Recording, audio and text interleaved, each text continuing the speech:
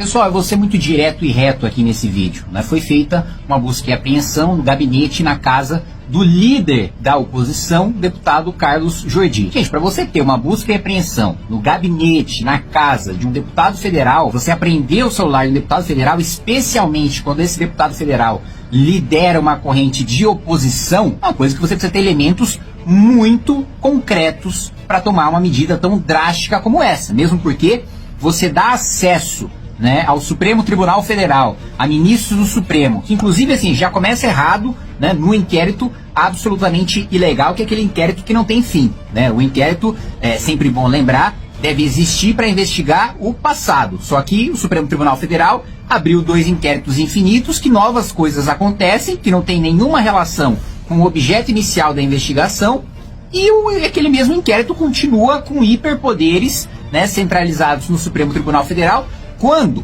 a própria origem do inquérito é ilegal e é inconstitucional. E não é minha opinião, é a opinião do regimento interno do Supremo Tribunal Federal. Vamos lembrar, como é que esse inquérito foi aberto? Ele foi aberto porque o Supremo deu uma interpretação extensiva, né, o que não deve existir nem no direito penal, nem no processual penal, muito menos para se prejudicar o réu, os investigados, mas o Supremo Tribunal Federal fez, que foi o seguinte: olha, o regimento do Supremo diz que se acontecer algum crime nas dependências do Supremo Tribunal Federal, ou seja, fisicamente no Supremo Tribunal Federal, foram lá e furtaram a carteira do ministro do Supremo Tribunal Federal. Aí sim, o regimento interno do Supremo Tribunal Federal permite que o presidente do Supremo abra de ofício, ou seja, sem ser provocado pelo Ministério Público, sem ser provocado pela Procuradoria-Geral da República, ele possa abrir um inquérito para averiguar, né, para investigar o que aconteceu, o crime que aconteceu dentro do Supremo Tribunal Federal. Os ministros, né, entenderam, por unanimidade, na época, salvo engano, o Supremo era presidido pelo ministro Dias Toffoli, que encabeçou essa abertura, que ataques nas redes sociais aos ministros do Supremo Tribunal Federal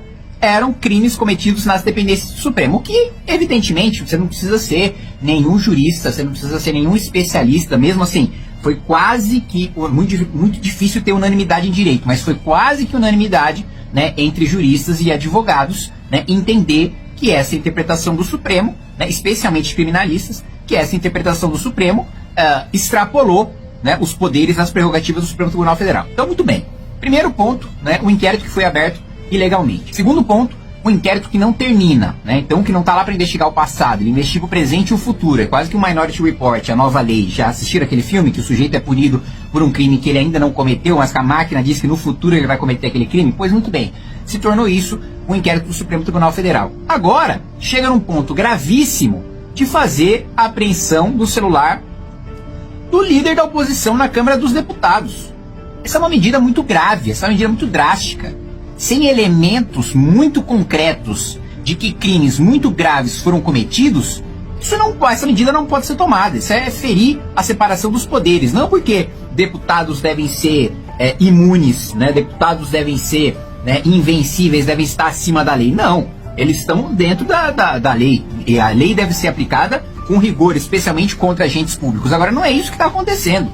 Até agora, não foi apresentado nenhum elemento, né, concreto de que o deputado Carlos Jordi tenha cometido qualquer crime grave. A única coisa que vazou na imprensa até agora é de que um dos elementos da investigação é de que o deputado Carlos Jordi estaria num grupo de WhatsApp, e nesse grupo de WhatsApp, pessoas desse grupo teriam ido pro 8 de janeiro. Agora, participar de um grupo de WhatsApp em que outras pessoas foram no 8 de janeiro não é crime. Não é crime estar no mesmo grupo de WhatsApp. Então, até agora, o único ponto que foi utilizado como justificativa não é um ponto nem de longe juridicamente plausível para fundamentar uma medida tão drástica tomada contra o parlamentar. E eu digo para vocês, uma reação, e eu até fiquei surpreso porque eu pensei, olha, mais uma vez que algum deputado de oposição vai sofrer um abuso e que não vai acontecer nada. Falei, bom, né? Já perdi esperanças em relação ao Congresso Nacional reagir institucionalmente, porque não interessa se você concorda ou se você discorda do Carlos Jordi. Eu já tive embates com ele, isso pouco importa nesse momento, isso não interessa. Ele já me atacou e não interessa. Por quê? Trata-se da violação legal da prerrogativa de um parlamentar, isso é muito grave numa democracia. E não interessa se ele é de oposição, se ele é do governo, se ele é independente, aliás, Interessa assim, é ainda mais grave quando o sujeito é líder na oposição, porque isso pode dar claros indícios de perseguição política, de que o sujeito está sendo calado porque se opõe ao regime, ao governo em questão. Então, meus amigos, até agora não foi apresentado nenhum elemento concreto, plausível, para que uma medida tão drástica fosse tomada. Mas eu estava falando sobre a reação do parlamento. Tinha perdido esperanças em relação à reação do parlamento contra abusos do Poder Judiciário contra parlamentares, especialmente, claro, do Supremo Tribunal Federal. Mas eu tenho visto, né, nos grupos de deputados, e esse é um outro ponto, né? Uma das razões pelas quais é tão grave apreender o celular do líder da oposição é que aí os ministros do Supremo Tribunal Federal vão ler e vão ver todas as estratégias políticas, todas as articulações que envolvem o líder da oposição, inclusive reações legislativas a abusos do Supremo.